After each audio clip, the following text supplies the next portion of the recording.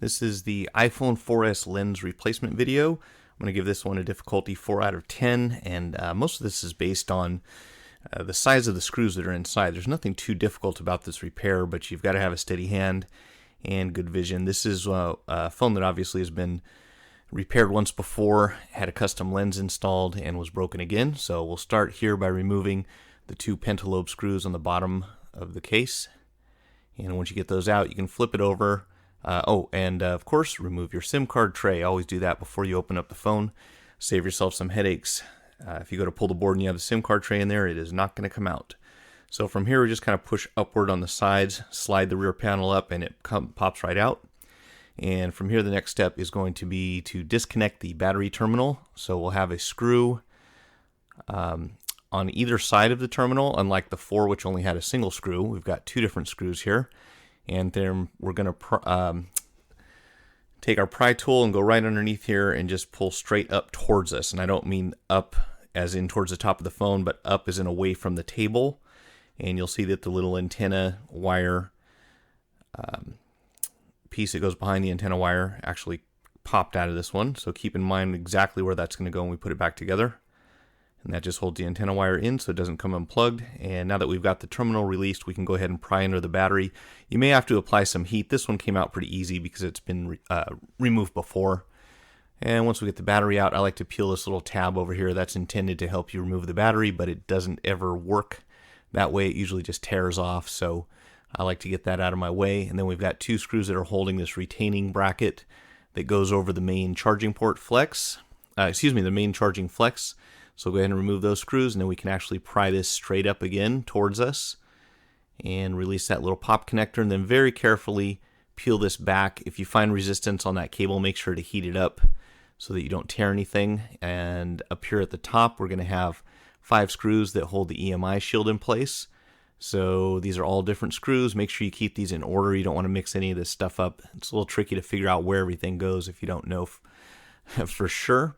That screw in particular right here that I'm working on, make sure you apply a slight downwards pressure as you release it. It likes to get stuck and take the entire anchor that's underneath it along with it. So from here, what we're going to do is go behind the flex cables very carefully. I can't stress that enough. And we need to pry this little bracket downwards with a flathead screwdriver. Once we remove that bracket, it'll kind of pop out, and these two tabs underneath kind of slide into the cover on the logic board. We're going to go ahead and disconnect the antenna at this point, and then just kind of remove that. It's routed through a little metal bracket there at the bottom to keep it in place. I like to pull the antenna wire down so that it's kind of out of the way and doesn't snag on anything when we go to pull the board out. From here, you can actually remove the disconnect the LCD and lens pop connectors, and then we can also go ahead and remove the camera, and that's held in with another pop connector. And now we've got a screw here that goes over our antenna wire at the very top. And this is like a double screw, basically a screw inside of a screw. So once you remove that one, you can pull this little retaining clip out here, and that helps keep your antenna wire plugged in at the top. And then you'll see there's actually another screw underneath there and an antenna connector right here. Watch out for that little white chip. You don't want to damage that as you're twisting and turning inside there or prying. So go ahead and pop the antenna wire off very carefully.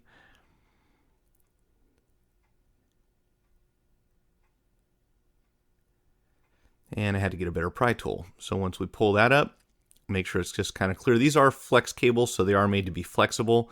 You don't want to put a lot of tension on them. You definitely don't want to cut or scratch them, or they will no longer work. So be really careful with these. I like to bend these back and just kind of stick them on the adhesive just very lightly so they stay out of the way. And then you can see I'm removing the board from the lower left-hand, screw from the lower left-hand side of the board. One right from the center, which will usually have a warranty sticker covering it. And then we're going to go with these two that actually go into the housing, and you can release them with a flathead screwdriver. It's kind of a funny design, but these are the ones that are a screw that goes into the housing, and then another screw goes into them afterwards to hold the antenna wires in place. So these you can usually release with the flathead. You might have to start when you put them back in with a Phillips driver. And this is a hidden screw up here at the top left-hand side of the board. Make sure you remove this tape, because underneath it you'll see that there is another screw, and if you do not remove this screw, you can damage the phone. You see that right there, and there's a little gold piece that goes right underneath it, and that actually makes contact with the camera assembly. So make sure, be absolutely certain you get this screw out. If you start pulling on the board and you don't remove that screw, you can crack the PCB board, and once you do that, you'll be lucky if your phone works at all. So this is very important. There is another hidden screw up the top left-hand corner here, and I'm taking the sticker off of this right now. This covers one of the screws for the LCD frame, so make sure you get that exposed as well. Once you do this, you can actually pull the board out. This little rubber piece at the top is there for a reason. It keeps the LCD cable from getting cut, so make sure you don't lose that. Now down here on the charging port, we're going to have a screw on either side. On the left-hand side, you'll have a little triangular piece that fits. It's hard to describe, but there's only one place it can go, and you'll see when you take it apart. And I'm pulling it out here. There's only it's just a little corner there, and that goes right underneath the buzzer. So make sure you do not lose track of that. You need that later on. Pull this straight out, and be very careful with these metal tabs on the bottom. If you damage them, you may have some Wi-Fi or reception problems, signal problems. I'm heating up the buzzer now. There's quite a bit of adhesive underneath this, which is a good idea because it tends to vibrate loose, like on the 4s when they had it at the top corner. So this one's nice and snug, sturdy in here. I go underneath that, set it aside as is. There's only one place it can go back in. It's very difficult to lose your place. Now we've got our side screws and our corner screws. There are 3 screws down each side that have a washer. You can see there the liquid damage indicator. This phone has been wet, like the majority of iPhones that you'll work on. And then in each corner of the phone, we have a very small screw. So we're going to start by removing these side screws. Again, they have a washer underneath them, and that's what grips the footing that goes through the housing to hold the LCD into place. So make sure you don't lose the washers, don't lose the screws. These are interchangeable, those 6 on the side, and then the 4 that are in the corners are interchangeable with each other. So it's very difficult to mix these up. You shouldn't have too much trouble if you throw them all in a pile. Just make sure that when you're taking the corner screws out, that you're taking them from the very corner. A lot of people get confused and they take out the power button screw or the volume flex cable screws, and you don't want to do that. Sometimes they're kind of tricky to get back in. And this screw right here is usually the most difficult one. I got lucky taking that one out, but a lot of times you'll have to fool around with it a little bit to get the screwdriver into the right position to remove it. That's the one that's up there by the headset jack. And now I'm just going to kind of stick that cable onto the back. On the 4S, the home button actually remains with the LCD. So this is one of the cases where you actually do the opposite. We do not tape off the button with paper or anything else. We just go ahead and put the adhesive tape right over the entire front half of the phone. So we're going to take the home button off with the front assembly. It's all one piece until we begin taking it apart after disassembly. So from here, I like to heat up the majority of, basically all of the adhesive is on the top and the bottom, right under the colored stripes. Don't worry about the edges of the phone. There is no adhesive there. It's all strictly at the top and the bottom. So once we get that nice and warm, you can usually flip the phone over and kind of put a little pressure on these footings on the inside, which will push the, oh, it looks like I forgot a screw there. Got ahead of myself. So it will actually put some pressure on these little legs that come through. It looks like I forgot 3 screws.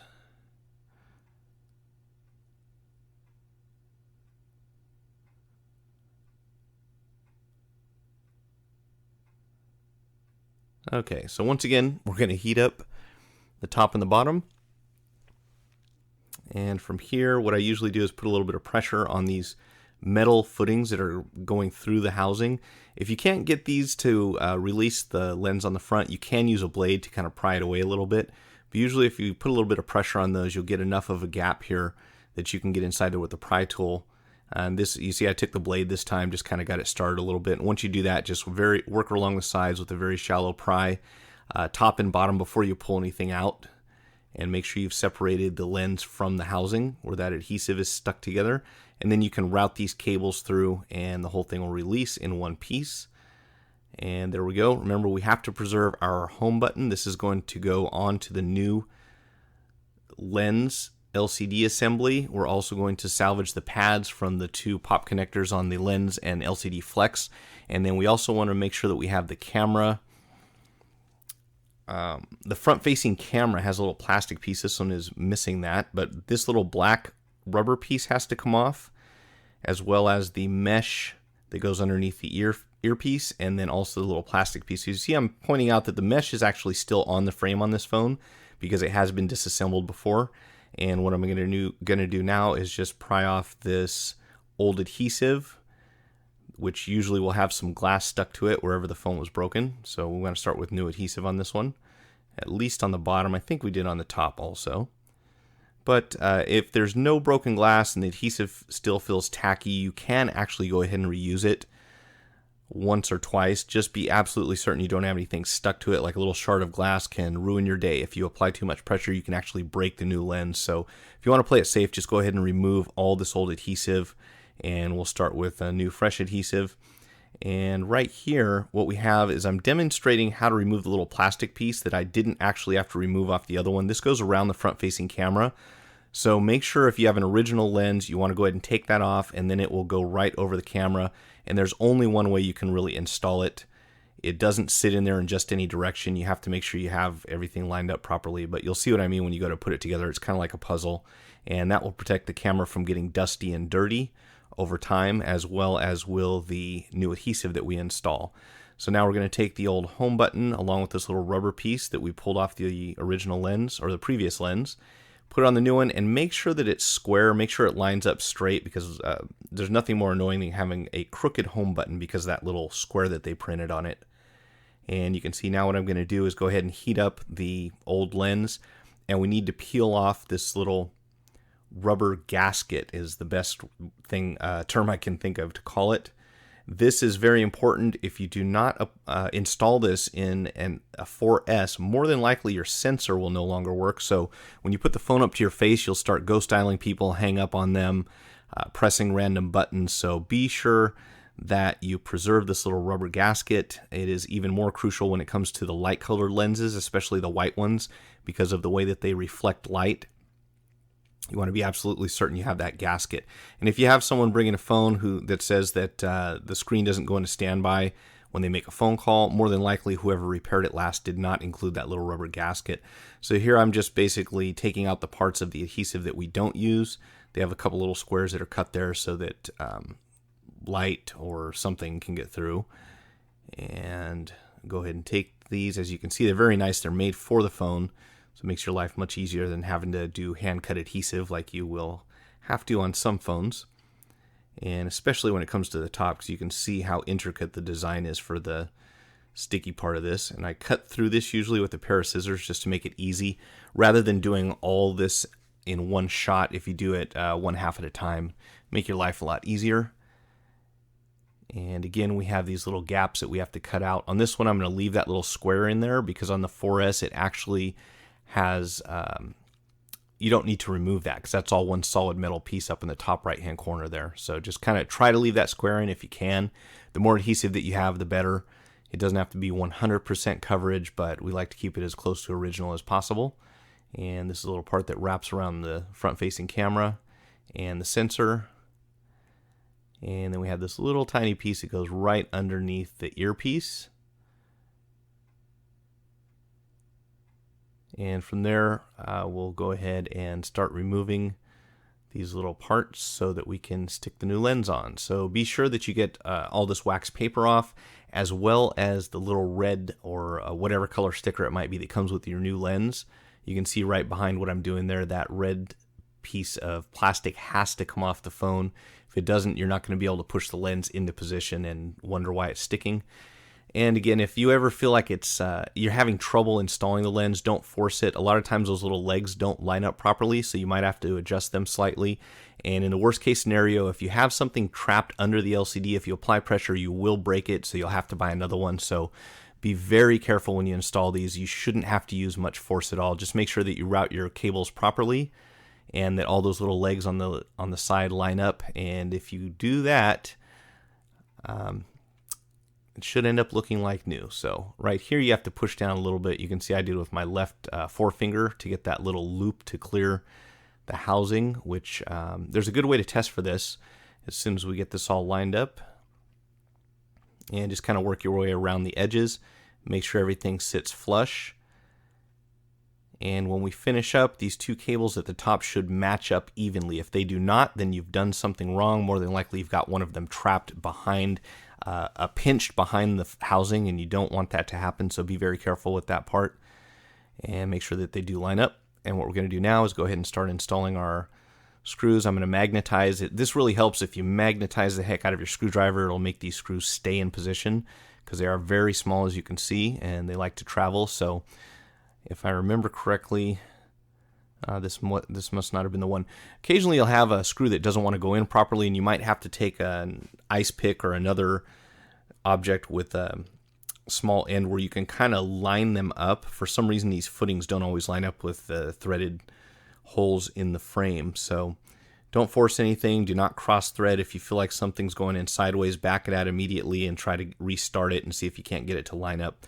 You don't want to cross thread these. Once they go in, they start to strip or they won't hold, and then you just basically lost functionality of what they are designed to do, which is to hold the LCD in place.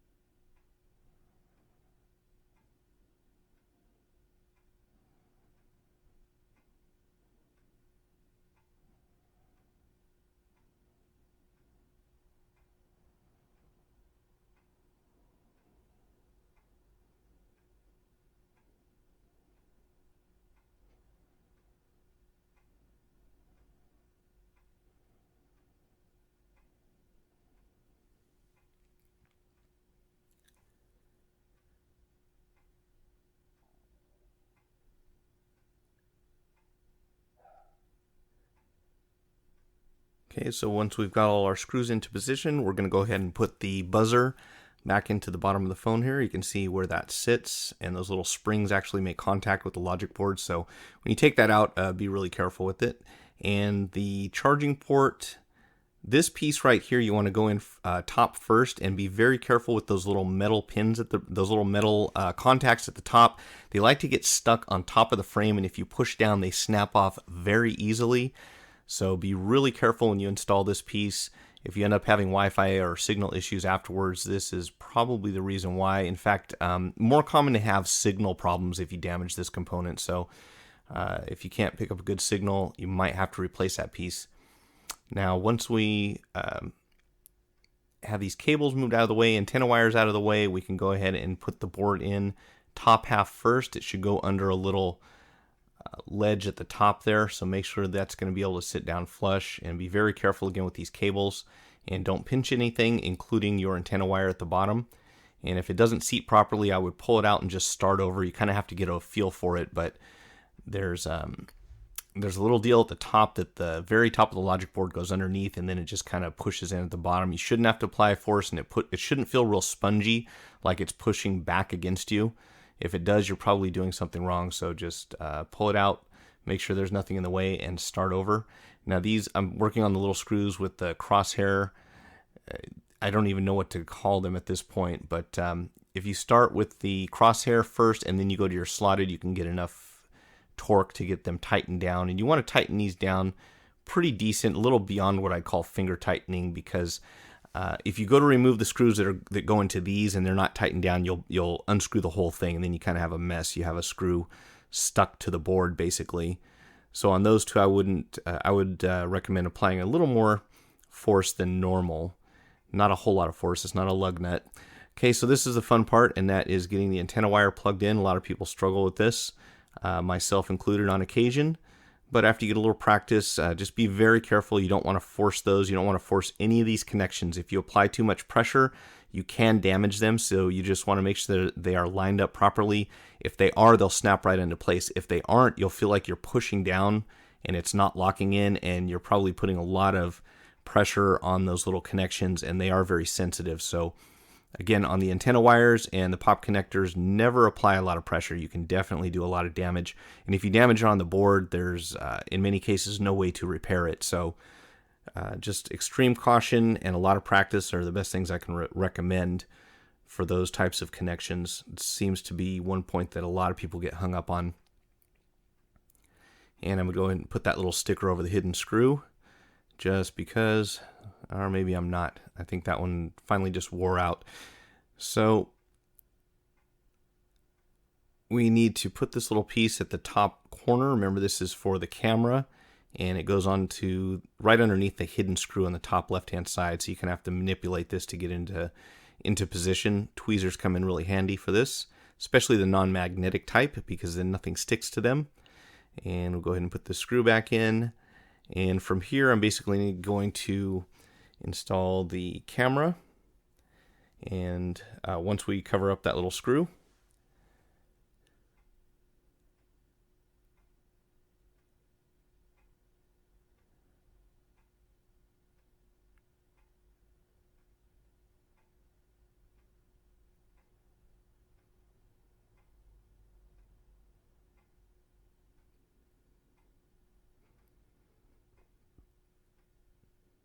and from here we can start plugging everything in: the lens, the LCD, the 3 flex cables on the left-hand side. And again, be very careful with these. They are very sensitive, and you don't want to force them either. But if you cut one of these cables or scratch it, your life is going to become very complicated, because replacing the flex cables on this phone can be quite tedious. So just if you're going to break anything, make sure it's not one of these or the logic board. Those are the 2 things you don't want to have to replace.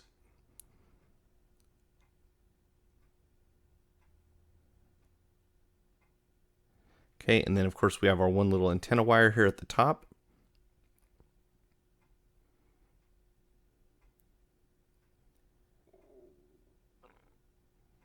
And once we have that installed, there's this little black clip. If you remember, I kind of put it in on the left-hand side first, where it goes down between the logic board and the frame.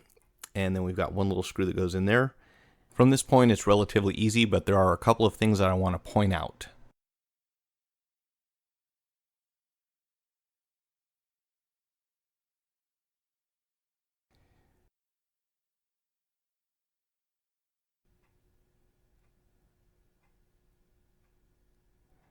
Okay, so from the old lens, what we want to do is remove these little pads from both of the cables. And what these do is they put enough pressure on the pop connectors underneath the EMI shield so that if you drop your phone, the lens or LCD will not come unplugged on accident. And I've seen quite a few phones come in missing these pieces, and of course when they get dropped, the screen won't turn on and the owner can't figure out why. And the reason is because those pads were never installed. So make sure you include those. Go ahead and put your EMI shield back on, again being very careful around the flex cables. And from here, I think a little piece of the flash, one of the little covers that goes on the outside of the flash fell off while I was putting the shield on. So put that back into position, clip this into place, and from here on we're just going to install those 5 screws at the top. We will then install the battery, plug it into the battery port, put the back of the phone on, screws in the bottom, SIM card in, and we'll be ready to go.